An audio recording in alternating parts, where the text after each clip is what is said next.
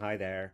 Just wanted to share some thoughts on the topic of different agile frameworks, and in particular, Scrum and Kanban. Specific question that I got: is Kanban a more suitable approach than Scrum for agile delivery in the infrastructure domain?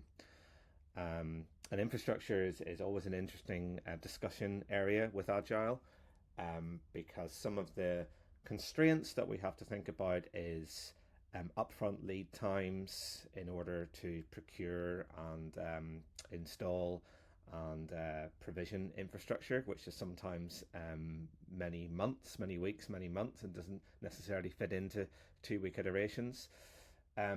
Also, infrastructure operations and the need to be reactive when something goes wrong, when there's suddenly an outage and it's infrastructure related. The idea of having to wait to the next sprint isn't going to fly. Um, so Scrum and Kanban, two different frameworks, both agile frameworks. I will provide links to some of the practices that fit within these frameworks directly beneath this video. Um, Scrum is very iterative and incremental. So the idea of iteratively and incrementally building up products, whatever that may be, whether it's software or hardware or marketing or documentation. Scrum is a really nice set of tools and guardrails that allows us to build that up over time. Um, Kanban, on the other hand, is much more about continuous delivery and having a way to continuously flow valuable features or valuable stories into a product. And that's just kind of working with really good backlog refinement, really good backlog management, and then a number of principles around how we visualize that flow, how we control things like work in progress, and deliver regularly value to our business. Um, my thoughts on Scrum versus Kanban and infrastructure. I don't think it's one or the other. I actually think there's a place for both of these. I think in particular, Scrum provides a really good rhythm of development of work. Um, I've seen teams really benefit from having the sort of subtle pressure that comes with delivering regularly or getting ready for a demo or a sprint review.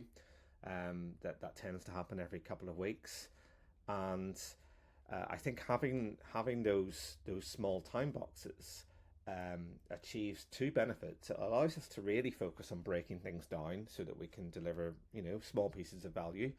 Um, and secondly, I often see teams just the day before the sprint review, the end of the sprint. There's a sense of pressure. There's a sense of urgency to get something ready that they can show to stakeholders. And I think that's a good pressure. It's much better than the pressure that comes when you're having to work late nights and weekends for weeks and weeks to deliver a much bigger piece down the line. So being able to spread that out over time, I think, can be really, really helpful. That said, I do actually really like using Kanban principles with Scrum teams. So I think there's a great way to control backlogs and control work in progress.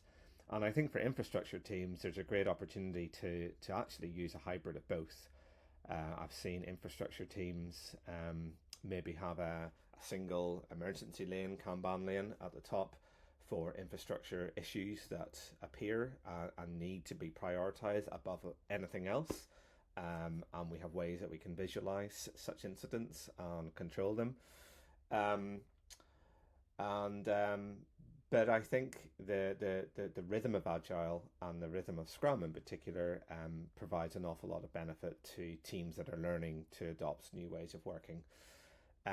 Probably the most mature Agile teams are ones that have maybe started with Scrum as a set of guardrails, and when they reach the point where the team are saying, "Hey, why are we waiting 2 weeks to do a demo? Why can't we just demo to our product owner and the business when we finished it?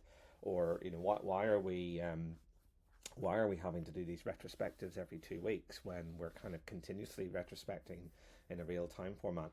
This is examples where the team have kind of matured to a level where this need to have a drumbeat, a heartbeat, doesn't need to be every 2 weeks. It can just happen much more continuously. But there's a stepping stone to that. Um, so I'm sure lots of questions. We can talk about this in the comments beneath, or through one-on-one sessions. But feel free to add any thoughts, and I will also add links to the practices of Scrum versus Kanban. But my summary is: let's explore both.